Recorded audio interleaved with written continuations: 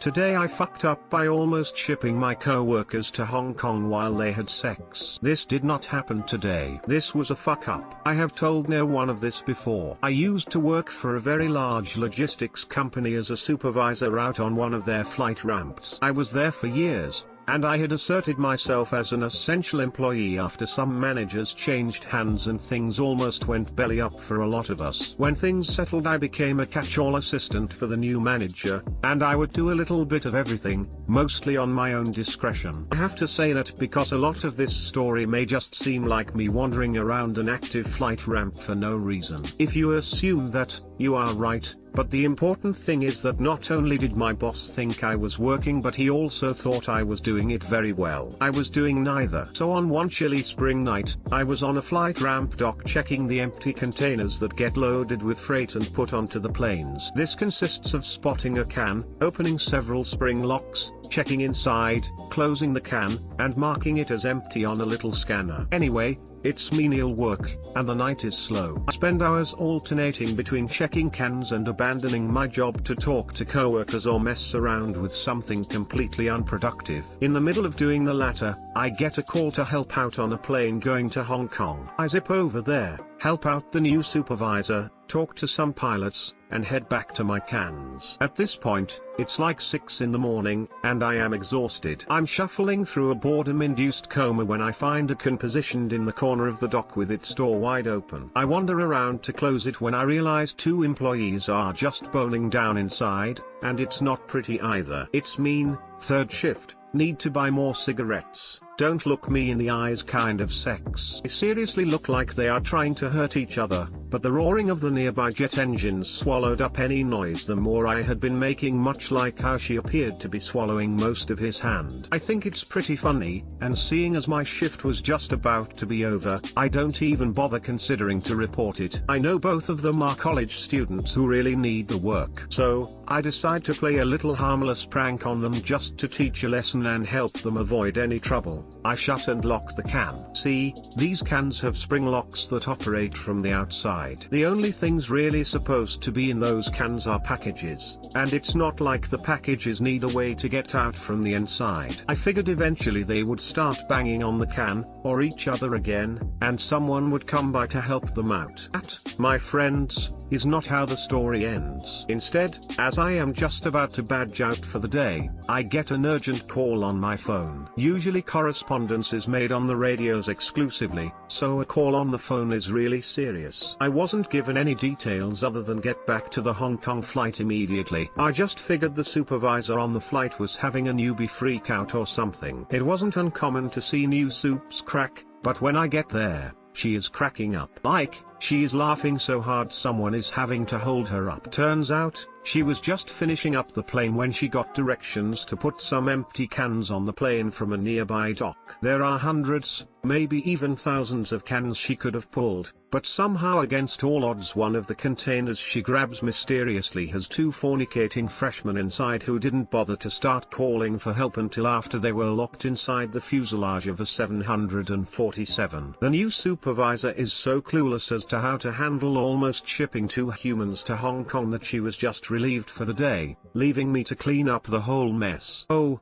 and not just a figurative mess. Yup, I spent nearly 4 extra hours on overtime having to write an incident report, finish the plane, and literally help the hazmat team mop up semen. Too long didn't read. I watch people have sex before trying to ship them to Hong Kong but wind up spending my morning cleaning up post-coital juices for overtime money. Edit, spelling. Edit 2, yo, I figured this didn't need to be said, but some people seem to be a little confused. This is today I fucked up. I fucked up, and I absolutely don't condone this. And for the people that said, they could have gotten hurt, you're right, which is why it's a fuck up. All the folks who are indignant that this is unsafe, yup, everyone gets that. Imagine being one of the hazmat guys. So you are a member of a hazmat team? What substance did you recently work with? Semen. Lots of semen. This isn't too far from the truth. Company I worked for shipped gallons of bull semen all the time in these mushroom-shaped buckets. If you grabbed them by the lid, the weight of the bull squirt could break the seal and spill everywhere. Hazmat cleaned that up too. I also work for a very large logistics company and now I'm trying to decide what can type would be the least terrible to bone in. Thanks. I hate it. They seemed to like AMDs. Sounds like Ole Boy was delivering his package. If I had $1 for every time I heard a new employee make an "I'll load this package in your can" joke, I could have retired at 20. They seriously look like they are trying to hurt each other, but the roaring of the nearby jet engines swallowed up any noise the more I had been making, much like how she appeared to be swallowing most of his hand. I figured eventually they would start banging on the can, or each other again, and someone would come by to help them out. Good story and funny, but oh man, that sounds like a setup to two people no one ever hears and then they find the bodies. Today I fucked up by accidentally stealing a car. I drove my wife's van to work to save miles on the lease. I parked it, and she has the keyless start, so I just left the keys right in the car. Who's going to steal a car out of my work parking lot after all? Anyway, at lunch I like to drive over to our other building that's down the street to play pool with some buddies. I did that, stayed for about 45 minutes and headed back. But, as I was driving back I noticed that the car was pretty clean, and my wife's car is usually pretty messy. She must have cleaned it, I thought. As I looked around to observe the rest of the newly cleaned auto, out of my peripheral I caught a glimpse of something in the back seat. What is that? My brain said to me. I looked back, and it's a car seat. And as the adrenaline rushes through my veins, I finally realize, I'm in the wrong car.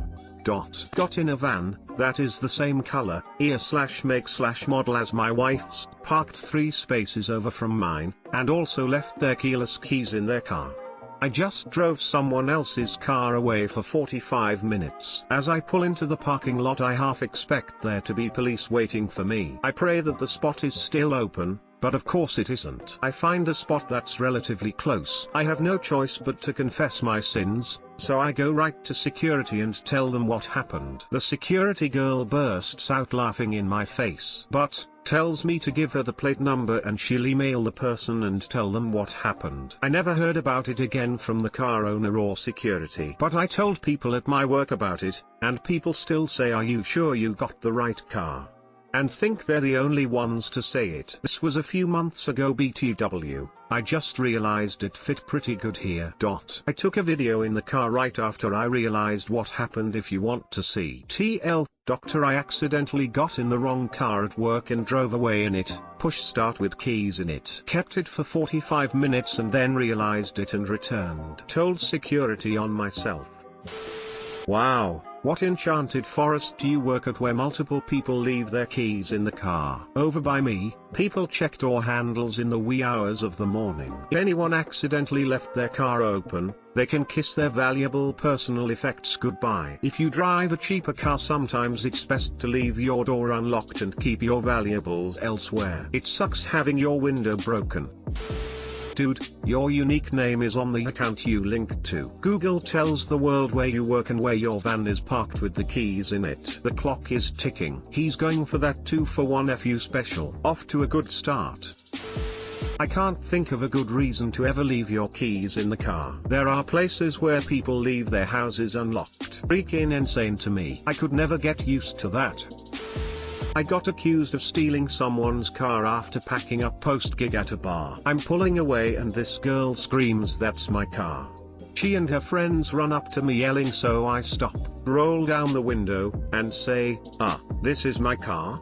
You must have the same one?" And she's like, "No. This is my car. It's the same color." So I say, "Does yours have a big dent in the back?"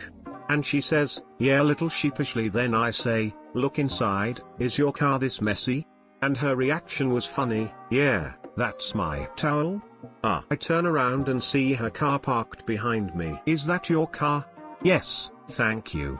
All chipper like I was tasked with helping her find it in the first place. One of the guys she was with just gave me the thumbs up as he avoided eye contact and walked away. It was hilarious. Why does no one check the plates?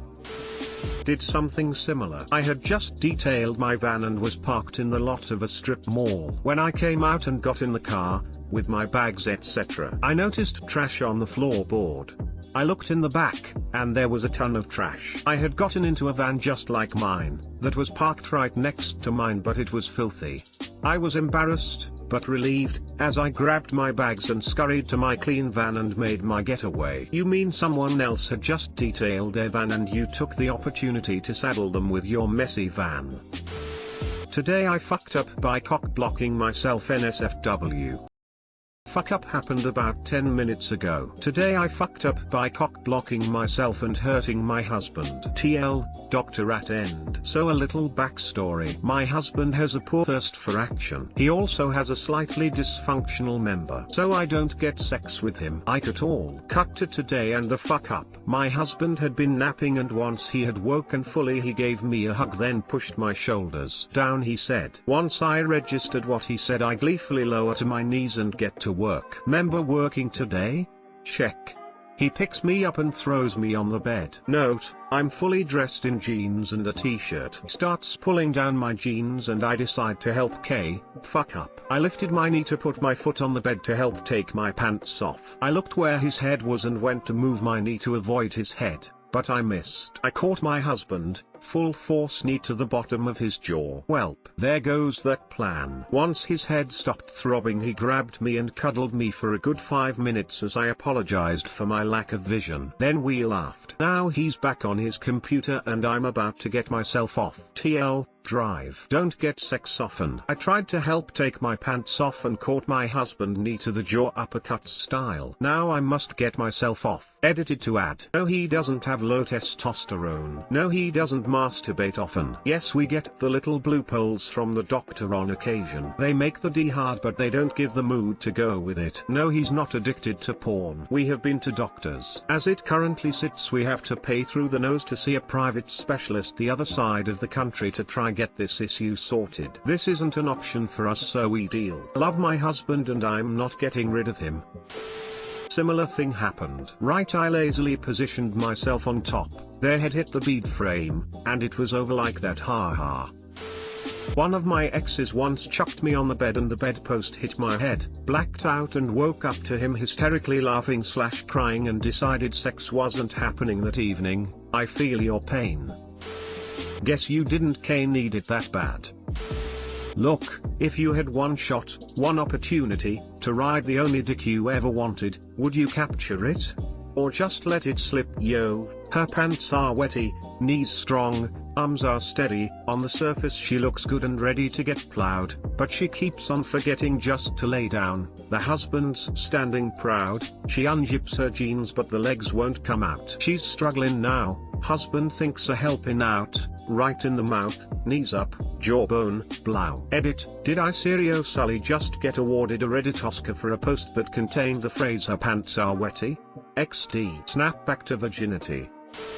If his member doesn't work, that's one thing. If he doesn't have a drive, that's something completely different. See if you can have his testosterone levels checked. It typically starts in declining in your 30s and 40s but sometimes can happen in younger men also. I'm 24 and have the natural T levels of a 70 years / oh man. I've been on TRT for 2 years now and it honestly changed my entire life. More energy, more drive, better member, and better sex. I hope he can get the blood work done at least. Yup, my levels were that of a literal eunuch before I started TRT, and the difference was night and day.